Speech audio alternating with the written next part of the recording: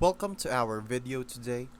I will tell you how to add friends in Battlefield 6 on PS5, Xbox, and PC.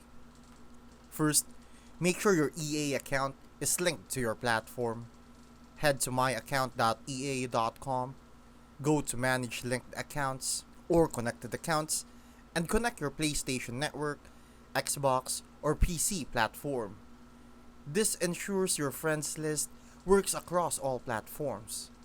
Next, launch Battlefield 6 and open the lobby. Look for one of the plus buttons on the screen. Hit it to bring up your friends list. Find the name you want to add and send them an invite. You'll be able to squad up with them. Choose between invite only or joinable at the top of the lobby to control who can join. That's it. Link your account, tap the plus button in the lobby, invite your friends, and adjust your squad privacy for smooth group play. Thank you for watching, and don't forget to subscribe for more useful guides like this.